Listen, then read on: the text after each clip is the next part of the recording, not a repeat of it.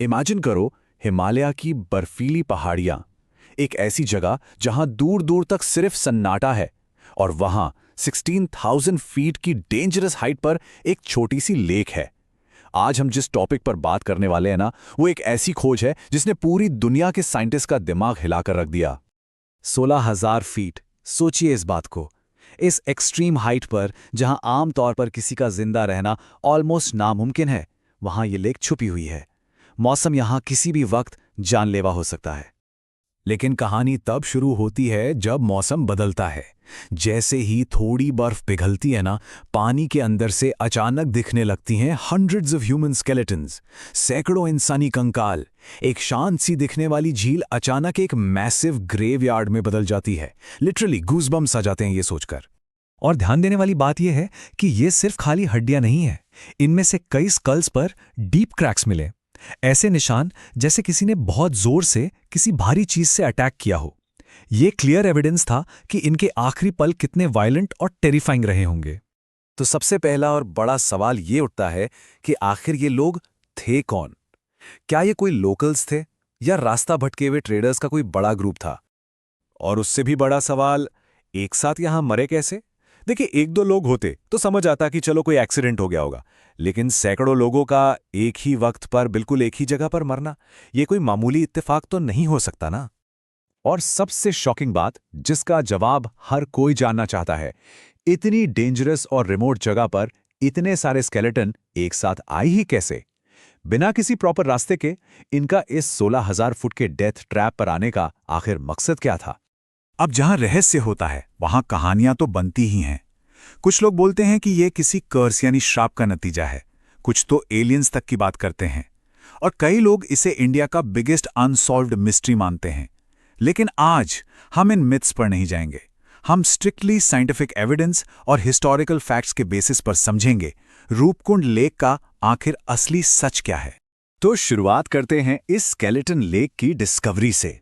उत्तराखंड के हिमालयाज में लोकेटेड है ये रूपकुंड लेक। ये बस एक छोटी सी ग्लेशियर लेक है जो साल के ज्यादातर टाइम पूरी तरह बर्फ से ढकी रहती है, और शायद यही वजह थी कि ये जगह इतने सालों तक हिडन रही। बात है 1942 की। एक ब्रिटिश फॉरेस्ट ऑफिसर उस अकेले जंगल वाले एरिया को इंस्पेक्ट कर रहा था। तभी अचानक उसकी नजर पड़ी लेक के अंदर और उसके आसपास बिखरी हुई उन हंड्रेड्स ऑफ हड्डियों पर।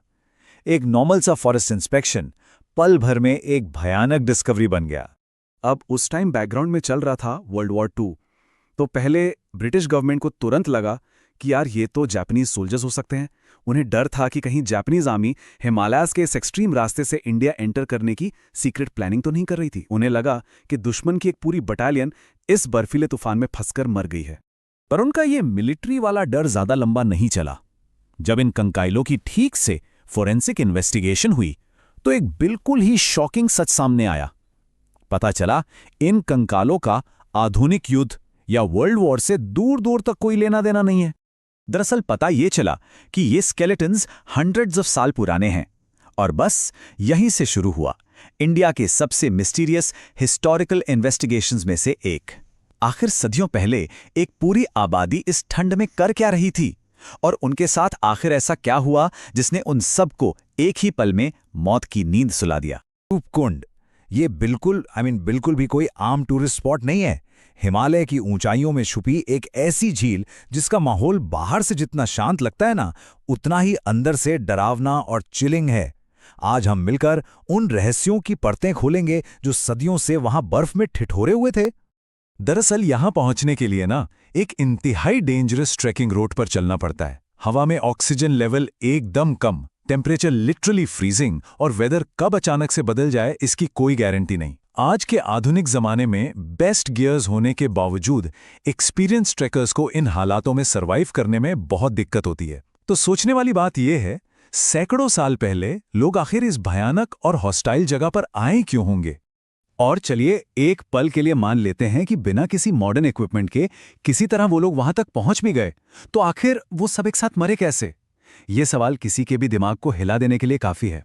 आखिर सैकड़ों लोग एक ही वक्त पर एक ही जगह पर कैसे खत्म हो गए? यही वो इम्पॉसिबल मिस्ट्री है जिसने दुनिया भर के साइंटिस्ट को पूरी तरह से कंफ्यूज करके रख दिया था। Local legends, the pilgrimage and the goddess. अब इस डिटेक्टिव स्टोरी में साइंस की एंट्री लेने से पहले जो पहला विटनेस टेस्टिमनी हमारे सामने आता है वो आसपास के गांव की लोक कथाओं से जुड़ा है। सदियों से वहां के लोकल विलेजेस में एक बहुत ही मशहूर कहानी सुनाई जाती रही है, एक ऐसी फोकलो जो आज भी वादियों में गूंजती है। कहानी कुछ ऐसी है कि एक राजा अपनी गर्भवती रानी और डांसर्स के साथ तीर्थ यात्रा यानी पिलग्रिमेज पर निकला था, लेकिन रास्ते में उन्होंने उस पवित्र पहाड़ का डिसरिस्पेक्ट किया। वहां जोर शोर से म्यूजिक बजने लगा, डांस हुआ, सेलिब्रेशन चल रहा था, और इस डिसरिस्पेक्ट की वजह से वहां की माउंटेन गॉडेस बेहद गुस्सा हो गई। उनका क्रोध ऐसी आग बनकर बरसा कि आसमान से सीधे लोहे के गोले गिरने लगे। जी हां, लोहे के गोले, और देखते ही देखते सारे के सारे लोग वहीं मर गए। अब पहली बार सुनने में ये पूरी कहानी कंप्लीटली किसी प्योर मिथ जैसी लगती है, राइट? आसमान से लोहे के गोले गिरना और देवी का नाराज होना। पर जरा रुकिए, शॉकिंग बात तो ये है कि आधुनिक साइंस ने बाद में कुछ ऐसा डिस्कवर किया जिसने इस सदियों पुरानी लेजेंड को एकदम सच के करीब लाकर खड़ा कर दिया। Forensic revelation, examining the skeletons. जब साइंटिस्ट ने आखिरकार बर्फ में दबे उन कंकालों को फोरेंसिक लैब में एग्जामिन करना शुरू किया तो जो रिजल्ट सामने आने लगे वो किसी भी कल्पना से बिल्कुल परे थे। इन्वेस्टिगेशन की स्पीड बढ़ गई और जो सामने आया वो सच में माइंड ब्लोइंग था। यहाँ एक्सपेक्टेड एविडेंस और एक्चुअल फाइंडिंग्स में जमीन आसमान का फर्क था। सबसे पहले तो रिसर्चर्स ने एक अजीब पैटर्न नोटिस किया। कई स्कल्स पर बिल्कुल एक जैसे सर्कुलर फ्रैक्चर्स थे। इसका सीधा सा मतलब था कि सभी इंजरीज एक्सक्लूसिवली ऊपर की तरफ से आई थीं, टॉप ऑफ द हेड। लेकिन एक और हैरान करने वाली बात थी, इन बॉडीज पर एक भी डिफेंसिव वुंड नहीं था। यानी ना कोई स्वॉर्ड अटैक हुआ, ना ही किसी तरह की वॉर हुई थी। इंसानी हमले का कोई नामो निशान नहीं था। तो फिर आखिर वहां हुआ क्या था? अगर कोई वॉर नहीं हुई, कोई हथियारों से हमला नहीं हुआ, तो ये सैकड़ों मौतें एक साथ अचानक कैसे हो गईं?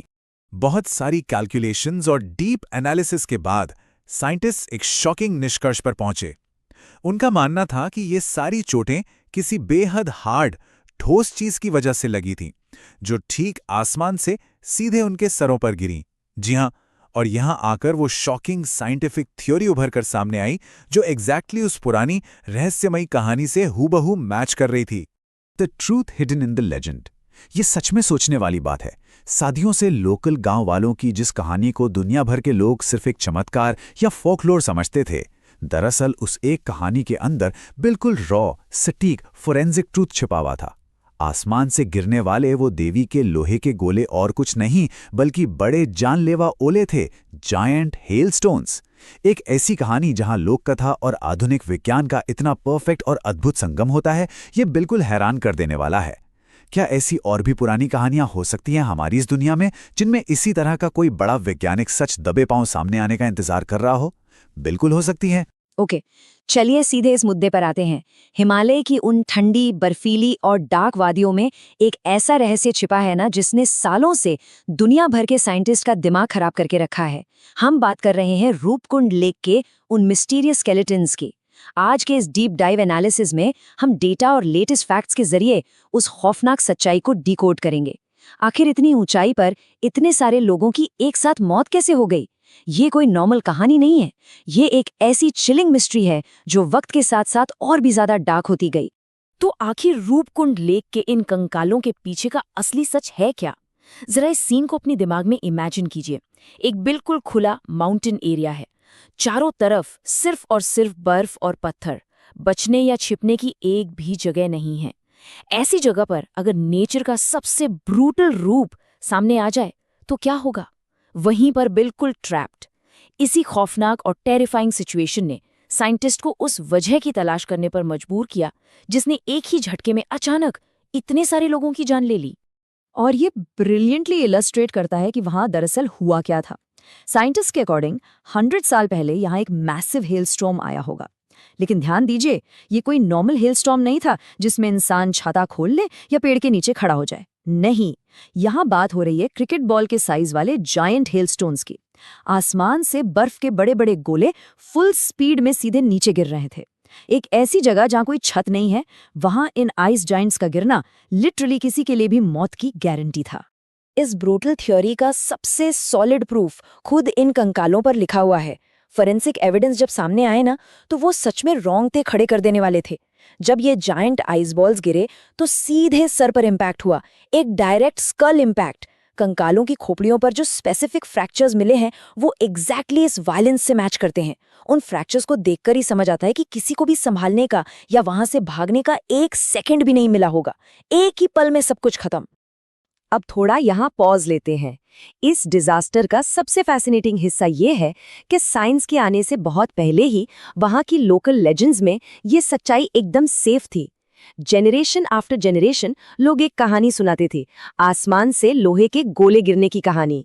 सोचिए, बिना किसी मॉडर्न टेक्नोलॉजी या फोरेंसिक लैब के वहाँ के लोगों ने इस हॉरिफिक डिजास्टर की रियलिटी को कितने एक्यूरेट तरीके से अपनी ओरल हिस्ट्री में प्रिजर्व करके रखा था। ये प्रोसेस अपने आप में कितना दिलचस्प है ना। पहले स्टेप 1 एक सचमुच की टेरिफाइंग डिजास्टर होती है। फिर स्टेप 2 कई जनरेशन्स तक उस ट्रेजेडी की ओरल हिस्ट्री पास ऑन होती है, लोग कहानियां सुनाते हैं। और फिर स्टेप 3 वक्त के साथ साथ बाहरी दुनिया उस सच्चाई को भूल जाती है और मान लेती है कि ये सिर्फ एक मिथ है, एक मनगढ़ंत कहानी है।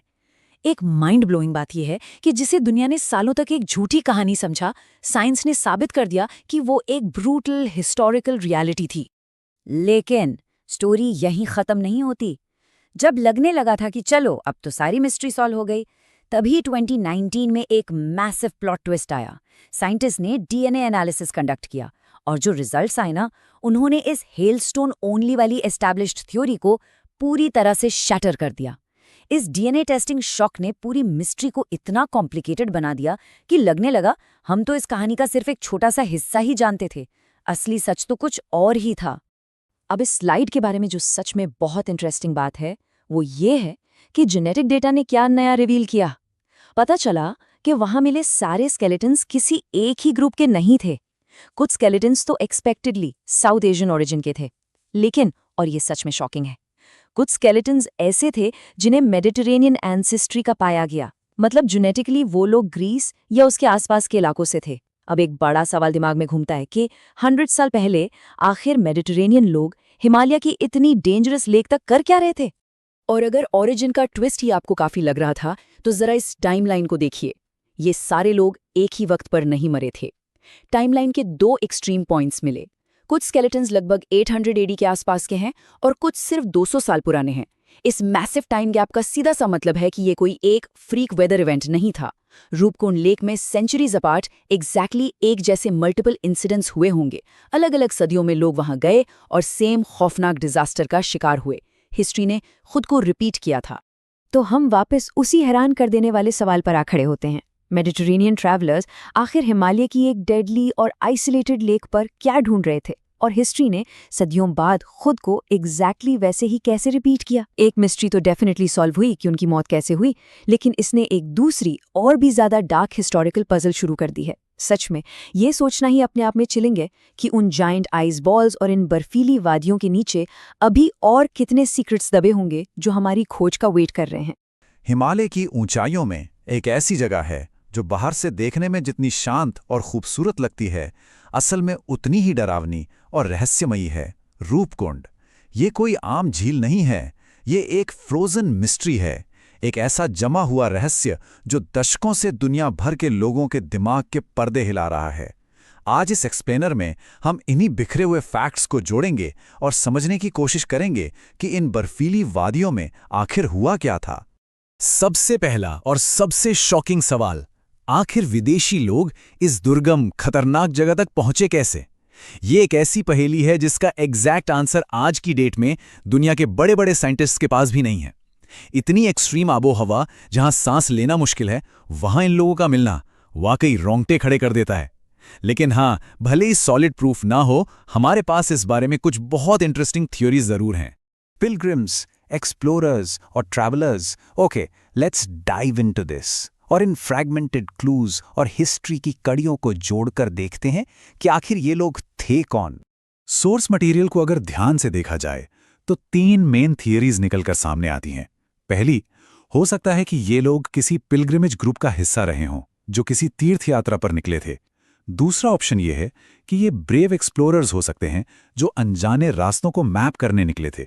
और तीसरी थियरी कहती है कि शायद ये ब्रिटिश इरा के ट्रैवलर्स थे।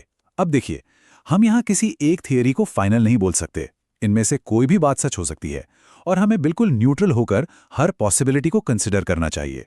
Now what's really interesting about this slide is कि रूपकुंड को सिर्फ एक एक्सीडेंट साइट मान लेना बहुत बड़ी भूल होगी। लेकिन एक बात क्लियर है, ये सेंचुरीज पुरानी ह्यूमन जर्नीज का एक साइलेंट विटनेस है। सदियों से ये झील चुपचाप उन मानव यात्राओं और सफरों को देखती आई है जिन्हें शायद वक्त ने आज पूरी तरह भुला दिया है। वहां मिला हर एक स्केलेटन, हर एक ढांचा सिर्फ एक ऑब्जेक्ट नहीं है, वो एक अननोन ट्रैजिक स्टोरी रिप्रेजेंट करता है। जरा सोचिए, एक इंसान जो नई उम्मीदों के साथ निकला पर जो शायद कभी घर वापस नहीं गया। ये उन लोगों की कहानी है जिनका आखिरी सफर अभी तक खत्म नहीं हुआ है। Section 2, the real fear of the Himalayas. Roopkund की मिस्ट्री फैक्चुअल डिटेल से आगे बढ़कर हमें एक बहुत इंपॉर्टेंट चीज समझाती है। ये याद दिलाती है कि इस मैसिव नेचर के सामने हमारा वजूद आखिर कितना छोटा है। एंड दिस ब्रिलियंटली इलस्ट्रेट्स कि आज के मॉडर्न सेफ्टी टूल्स और पुराने वक्त की वल्नरेबिलिटी में कितना बड़ा डिफरेंस है। आज हम मॉडर्न टेक्नोलॉजी यूज करते हैं, GPS, advance weather forecast, hi-tech tracking gear, फिर भी हिमालयस डेंजरस हैं। तो बस इमेजिन करके देखिए कि पुराने टाइम में लोग कितने वल्नरेबल होते होंगे। जब अचानक मौसम बदलता होगा तो बचने का उनके पास कोई रास्ता नहीं होता था। एक अचानक आया हुआ स्टॉर्म और पूरा का पूरा ग्रुप हिस्ट्री बन गया। सिर्फ एक बुरी रात ने सब कुछ बर्फ के नीचे हमेशा के लिए दफन कर दिया। ये दिखाता है कि नेचर की ताकत के आगे अच्छे अच्छे प्लान्स कितनी तेजी से धरे के धरे रह जाते हैं। Section 3, frozen and silent secrets. चलिए वापस प्रेजेंट डे पर आते हैं और इमेजिन करते हैं कि आज हर साल जब इस झील के आसपास की बर्फ पिघलती है तो वहां क्या होता है। आज भी जब रूपकुंड की बर्फ थोड़ी पिघलती है तो लेक के अंदर और उसके किनारों से धीरे धीरे दिखने लगते हैं स्केलेटन्स, एकदम साइलेंट और फ्रोजन। ये सीन इतना डरावना और मिस्टीरियस है जैसे हिमालय खुद अपने सीने में दबा एक बहुत गहरा सीक्रेट प्रोटेक्ट कर रहा हो। So the crucial point is कि एडवांस साइंस के बावजूद कुछ सच हमारी समझ से बाहर होते हैं। कुछ मिस्ट्रीज तो साइंस वाकई सॉल्व कर देती है, लेकिन कुछ जगह अपने अंदर हिस्ट्री, एक अजीब सा फियर और अनआंसर्ड क्वेश्चंस हमेशा के लिए संभाल कर रखती हैं। ऐसे सवाल जिनके जवाब शायद ही कभी मिल पाएं। और रूपकुंड लेक बिल्कुल उन्हीं जगहों में से एक है। ये हमेशा याद दिलाएगी कि हम चाहे कितने भी एडवांस क्यों ना हो जाए, नेचर के कुछ सीक्रेट्स हमेशा उसकी गिरफ्त में ही रहेंगे। क्या पता उन कंकालों के साथ और कितने रहस्य वहां उस बर्फ में दबे हैं। शायद कुछ सवालों के जवाब हमेशा सवाल रहने में ही हैं।